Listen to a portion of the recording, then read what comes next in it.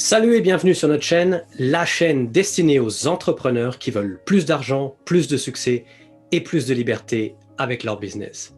Dans cette vidéo, Patricia et moi te parlerons des erreurs à éviter quand il s'agit de tes peurs et de ta motivation. Peur et motivation, quelles sont-elles? Première question qu'on abordera. Et ensuite, la deuxième question, est-ce qu'elles t'appartiennent réellement, ces peurs et ces motivations?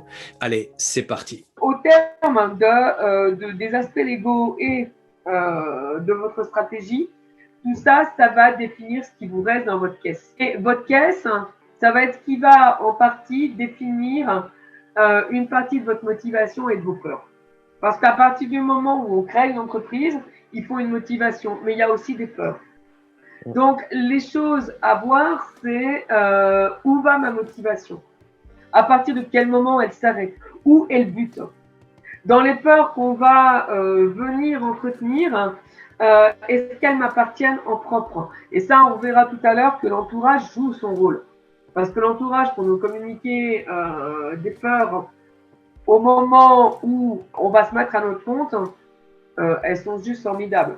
Surtout si en plus vous introduisez dans les conversations tout l'aspect légal qui tourne autour de l'entreprise. Oh là là, il y a un statut qui est simple, c'est l'auto-entrepreneur, pourquoi tu vas faire une SARL?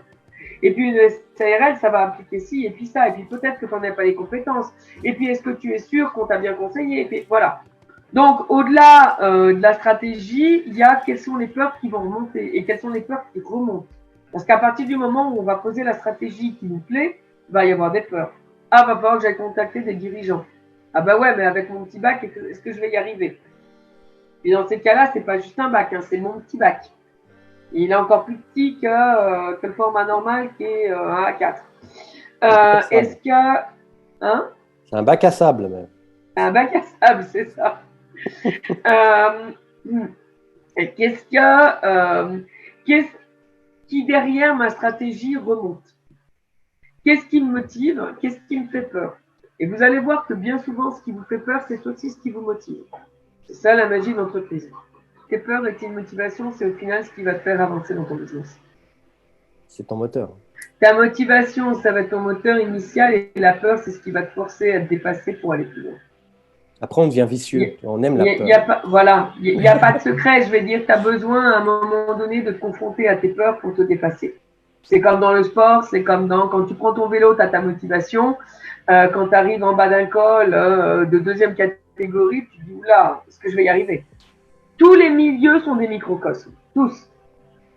Le milieu de coaching est un microcosme. Je veux dire, tout le monde aujourd'hui nous connaît, c'est ce qu'on vaut, ce qu'on ne vaut pas, ce qu'on est capable de faire, de ne pas faire. Le milieu de la médecine est un microcosme.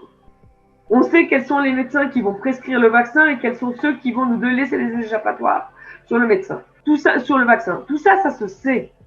Donc, si tu es un porteur d'affaires et que tu es parti en présence de court-circuit, faut pas oublier que ce que Pierre fait à Paul, il est capable de le faire à Jacques. Faut pas croire que ça va être différent. C'est exactement comme le mec qui a l'habitude de taper sur la gueule de sa nana. S'il tape sur la gueule de sa nana le dimanche, il tapera le lundi sur la tête d'une autre et le mardi sur la suivante. C'est pas, les gens ne changent pas. Donc, on sait très bien que quelqu'un qui est capable de trahir son apporteur d'affaires, il est capable également de trahir le fournisseur ou le client que tu as. Avec un peu de jugeote et un petit peu de recul, bon, c'est l'avantage d'être à deux parce que bon, on réfléchit 2 fois plus vite et on fait 2 fois moins d'erreurs.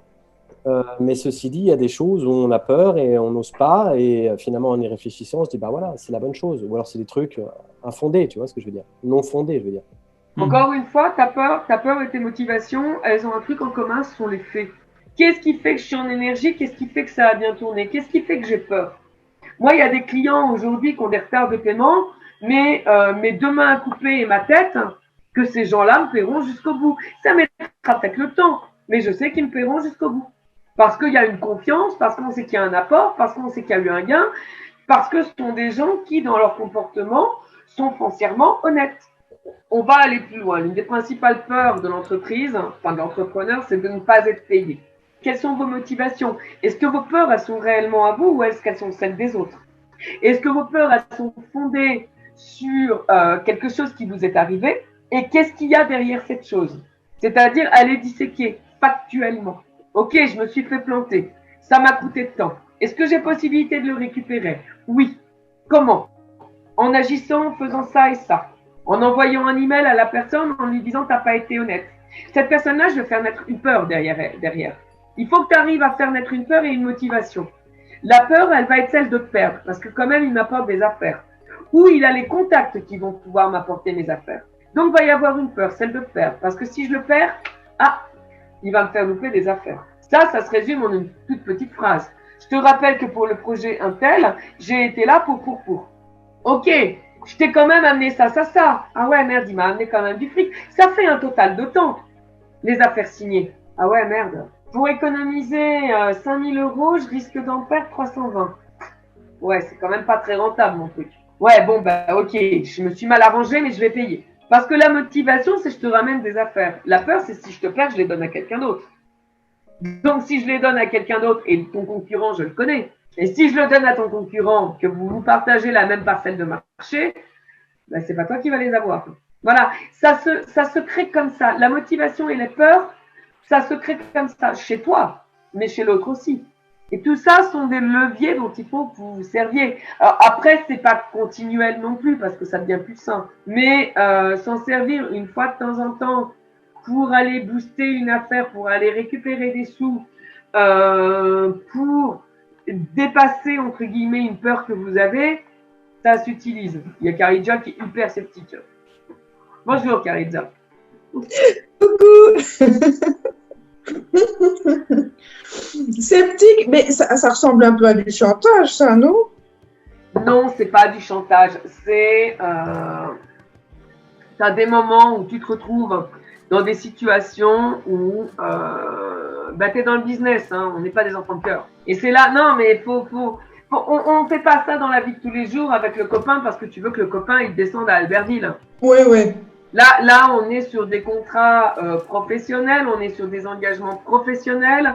Et si t'es trop gentil, si t'es le gentil petit canard, ou tu sais, j'ai dit, dans mes collègues, on a des gens, on sait très bien qu'on va pouvoir les couler jusque-là. Elles diront jamais non. Oui, non, c'est pas le but non plus, quoi. C'est pas le but. Je veux dire, on est dans un cadre. Là, on est purement dans un cadre de chef d'entreprise. Encore une fois, c'est pas le truc à utiliser continuellement. Mais rappeler à un client qui a un cadre ou à un fournisseur qui a un cadre et qu'il faut pas déborder de ce cadre parce que c'est ni sain pour lui ni sain pour vous, c'est pas vous en faire un ennemi. Hein. Mm-hmm. C'est juste vous faire respecter. Aujourd'hui, on est dans un cadre professionnel. Vous faire bouffer ne vous amènera rien. Non, c'est clair. Voilà. Et vos peurs, faut aussi qu'elles deviennent vos motivations. Et de se dire que, ok, je me suis fait avoir, j'ai peur d'aller réclamer mon argent, mais par contre, une fois que je l'aurais réclamé, ben putain, qu'est-ce que je serais fière de moi, parce que j'aurais posé ma réputation et que j'aurais montré qu'on n'est pas quelqu'un sur qui on marche. Bah ouais. Ces peurs, elles sont toutes liées de toute façon dans l'entreprise, elles vont être toutes liées généralement à une peur du manque quel qu'il soit. Et en ayant peur de ce manque, vous allez créer le manque. Donc l'idée, c'était de dire, plutôt que de créer la peur du manque et de l'amplifier, allez créer la motivation. Parce que derrière toutes vos peurs entrepreneuriales, il y a forcément une motivation. La peur de manquer d'argent, ça doit être la motivation à vous sortir les doigts des fesses pour aller chercher vos clients. La peur de vous confronter à un client qui vous doit de l'argent, c'est la motivation qui va faire que vous allez mettre des remparts en place pour pas que ça arrive. Voilà, la peur que ça se reproduise, c'est parce que vous savez qu'à un moment donné, vous ne vous êtes pas fait respecter. Donc, ça doit être la motivation à vous faire mettre des choses en place, à vous montrer, quitte à élever le ton. Encore une fois, je veux dire, les gens qui sont en face de vous sont des êtres humains. Ils savent très bien quand ils dépassent les limites. Si vous avez recadré les gens pour les remettre dans leur clou, un client reste un client. Je veux dire, même si on dit que le client est roi, tout royaume a ses limites. Après, tu débordes dans le royaume de l'autre. Et ça, de tout temps, ça a toujours entraîné des guerres. Et moi, les clients, quand ils me disent « Ah, mais le client est roi », ouais, mais alors ce qui est génial, c'est que tout royaume a ses limites. Regardez en ce moment le nombre de caissiers de supermarchés qui se croient supérieurs à vous quand ils estiment que votre masque est mal mis. Dès que tu donnes ça de pouvoir à quelqu'un, il te prend ça. C'est juste intrinsèque, inhérent à la nature de l'homme. Donc c'est tout. Faites-vous respecter. Se faire respecter fait également partie des attributs normaux de l'entrepreneur. Ça devrait être celle de l'être humain, mais c'est surtout et avant tout celui de l'entrepreneur. Si vous ne vous faites pas respecter, vous vous ferez bouffer par vos employés, vous vous ferez bouffer par tout le monde. Donc n'ayez pas peur. Je vais dire que votre peur soit que la motivation qui se cache derrière la peur d'aller engueuler votre client soit la motivation de récupérer votre but. Et sincèrement, avec le sale caractère que j'ai jamais eu de problème plus que ça avec un client que je recadrais. Le tout étant de le faire à bon escient. C'est tout.